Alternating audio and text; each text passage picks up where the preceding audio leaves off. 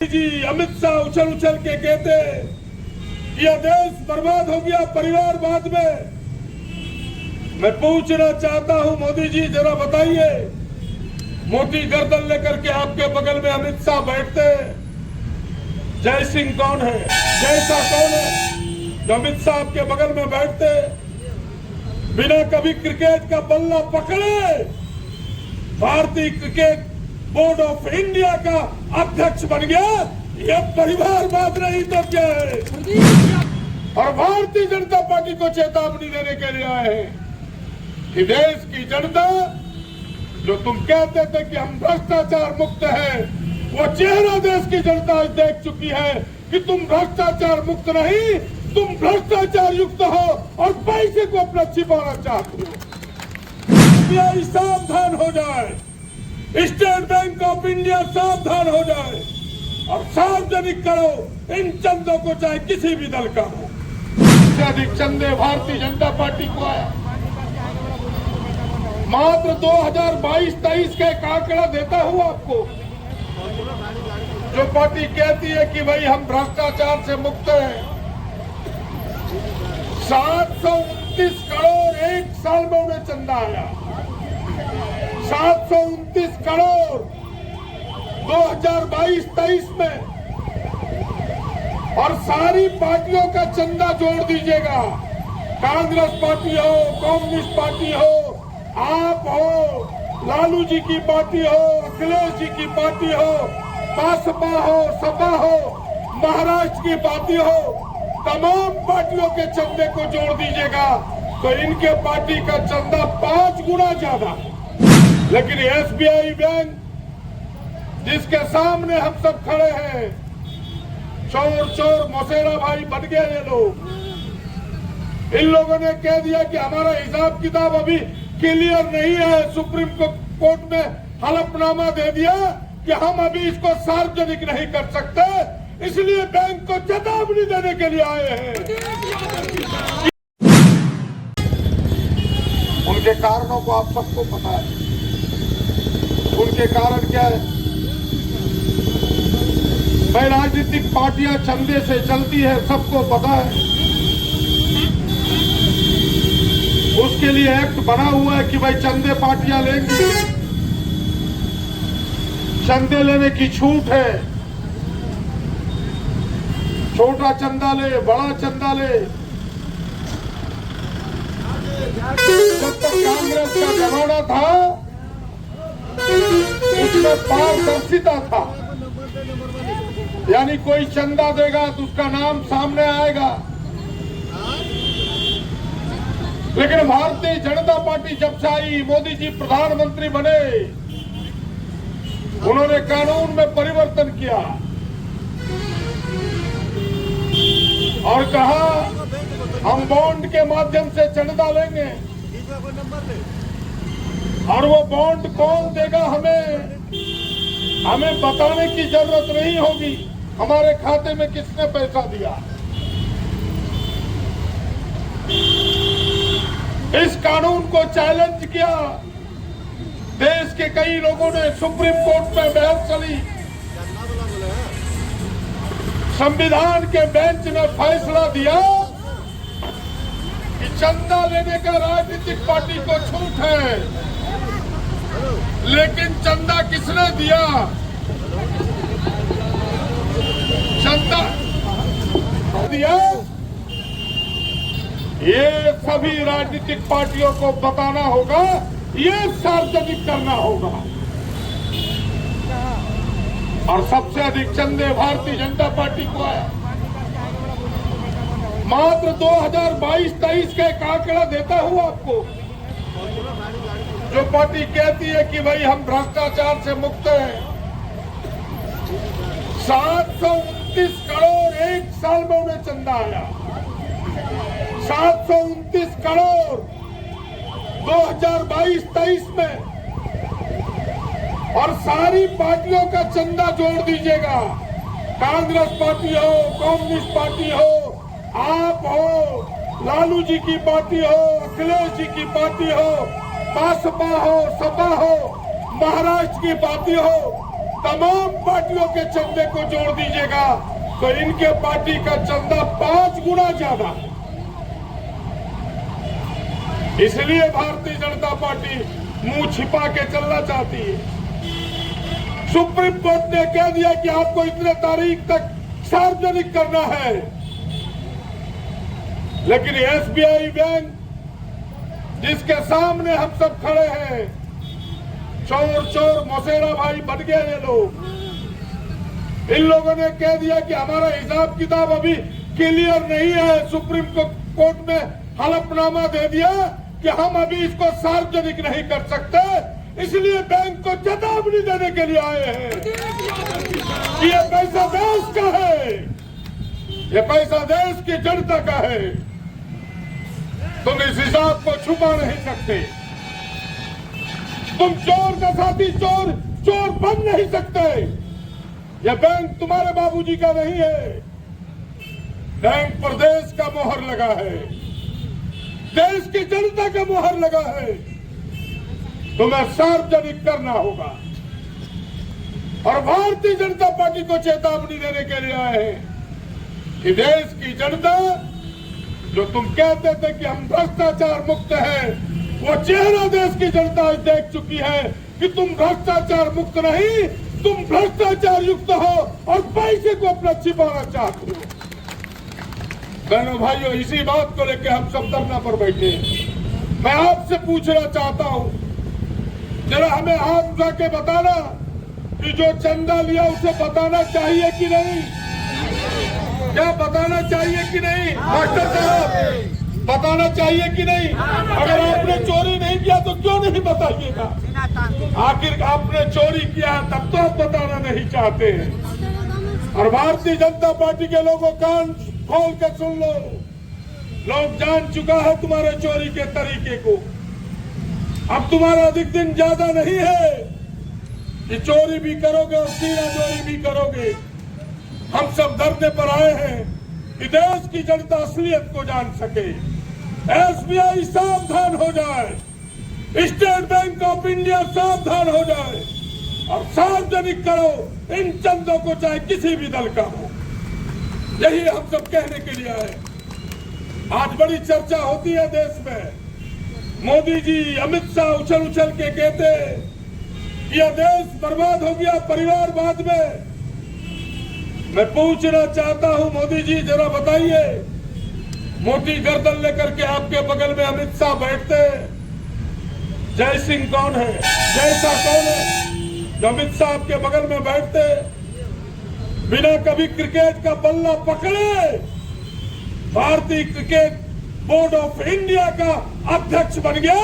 ये परिवारवाद नहीं तो क्या है? जरा हमें इसका जवाब दो।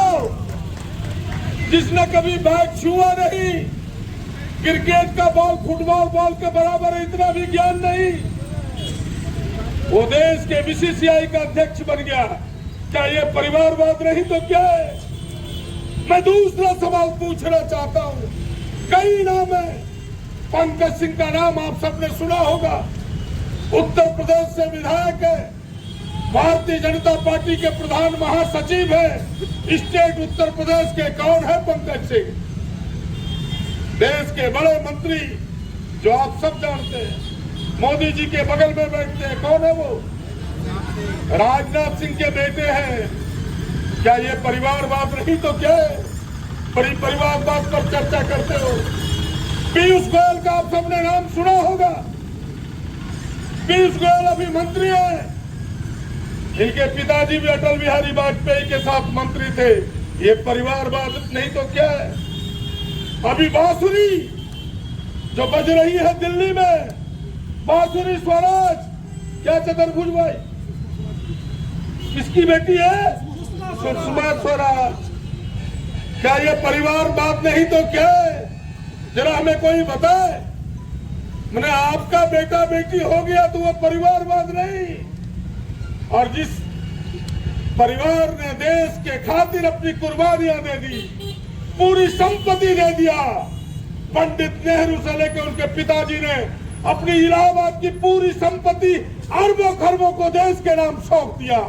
इंदिरा जी ने कुर्बानी दे दी देश की एकता और अखंडता के लिए राजीव जी ने शहादत दे दिया, देश की एकता और अखंडता के लिए। और उसका बेटा आज जनता के लिए सड़क पर निकला है राहुल गांधी, तो परिवारवाद कहता है। ये परिवारवाद नहीं, ये देश की जनता के लिए संघर्ष है। दर्जनों उदाहरण पड़े हुए हैं। ये परिवारवाद के नाम पर बरगलाना चाहता है देश को, लोगों को धोखे में रखना चाहता है देश को। इसीलिए मैं कहने के लिए खड़ा हुआ हूं कि ये परिवारवाद नहीं, देश के लिए लड़ने वालों की एक कतार खड़ी हुई है। बताओ कि देश में कोई एक परिवार हो जिनकी 3 पुश्ती ने कुर्बानी दी हो देश की एकता और अखंडता के लिए। मोदी जी, आपके पिताजी ने तो कभी संघर्ष भी नहीं किया, आपने भी तो कभी संघर्ष नहीं किया देश की आजादी के लिए। कुर्सी मिल गई, क्या तो मेरा परिवार नहीं है, आपका परिवार नहीं है। जब आप प्रधानमंत्री की कुर्सी पर बैठते हैं तो किसी गरीब को आपने न्योता नहीं दिया, न्योता दिया अडानी को, अडानी की पत्नी को, अंबानी को, अंबानी की पत्नी को आपने दिया प्रधानमंत्री के शपथ ग्रहण समारोह में। ये तो परिवारवाद से भी खराब है।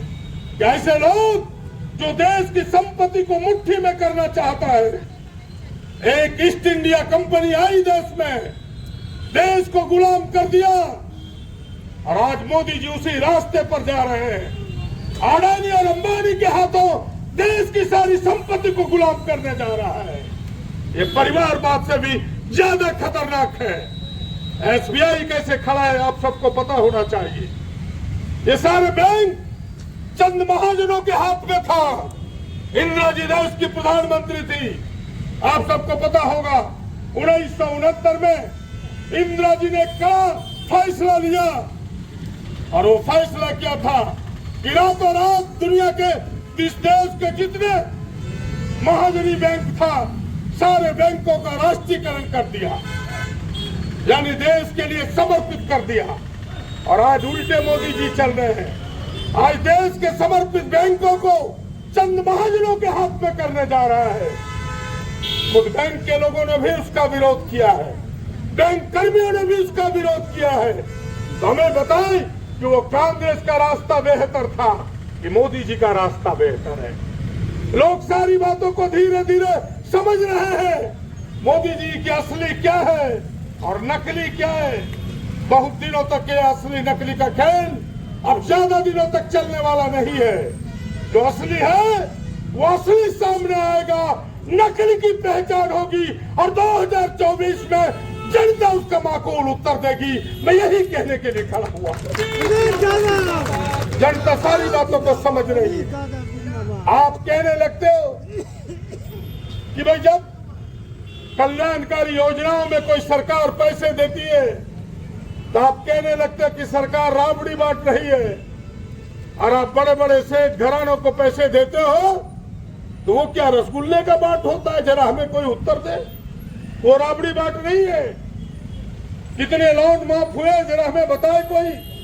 अडानी और अंबानी जैसे लोगों का 21 लाख करोड़ कर्जे की माफी हुई एनपीए के नाम पर, नॉन प्रॉफिट एसेट के नाम पर 21 लाख करोड़ की माफी हुई। देश के 15 करोड़ किसान जिनको कर्जे से लदे हुए वो चिल्ला रहे उनके कर्जे की माफी नहीं हुई। मैं इस मंच से बधाई और धन्यवाद देना चाहता हूं झारखंड सरकार को। जो दिनेश जी अभी चर्चा कर रहे थे कि पिछले बार इस सरकार ने मात्र 50,000 की माफी की थी, वो भी चालू खाते के किसानों का, लेकिन सरकार ने इस बार साहस दिखाया, कहा हम गरीबों के लिए हैं, हम गरीब किसानों के लिए हैं, और कहा 2 लाख तक की कर्जे की माफी करेंगे, चाहे एनपीए के खाते हो, चालू खाते हो या बंद खाते हो, सबकी माफी होगी। ये न हुआ किसानों के हित में, तो ये सरकार किसानों के हित में। अब तो आपने सर्वजन पेंशन योजना का नाम सुना होगा कि 60 वर्ष में सबको पेंशन, और महिलाओं को तो 50 वर्ष में ही पेंशन मिलेगा। ये काम है कल्याणकारी काम।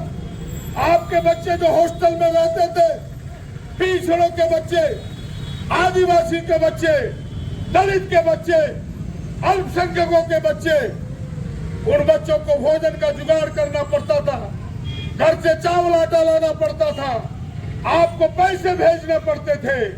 झारखंड सरकार को जरा ताली बजा के आपकी बधाई होनी चाहिए कि झारखंड सरकार ने फैसला लिया कि आपके बच्चे पढ़े और खाने की व्यवस्था झारखंड सरकार दोनों साफ करेगी। बहनों भाइयों, एक काम होता है जनता के लिए, ये काम है गरीबों के लिए, ये काम है नौजवानों के लिए, और ये काम सरकार झारखंड सरकार कर रही है। आप बिजली के बिल से परेशान थे, पहले सरकार ने सूद माफी की, लगा उससे भी जनता को बहुत राहत नहीं हुआ। अभी चंपाई जी ने विधानसभा में घोषणा किया, परसों भी मेरी बैठ के बात हुई है, उन्होंने कहा है और विधानसभा में भी घोषणा किया है कि आने वाले दिन में झारखंड के लोगों जिससे तुम्हें परेशानी है, पूरे बिजली की बिल की माफी की जाएगी। ये फैसला है जनता के कल्याण। इन फैसलों को आप तमाम लोग सुनाइए लोगों को, और जरा तुलना कीजिए कि कौन गरीबों के हित में है। ये मोदी जी जो कम्बल ओढ़ के घी पीने वाले लोग हैं, या ताल ठोक के राहुल जी जो सड़कों पर जनता के लिए लड़ रहे हैं, कौन बेहतर है? फैसला आपको करना है।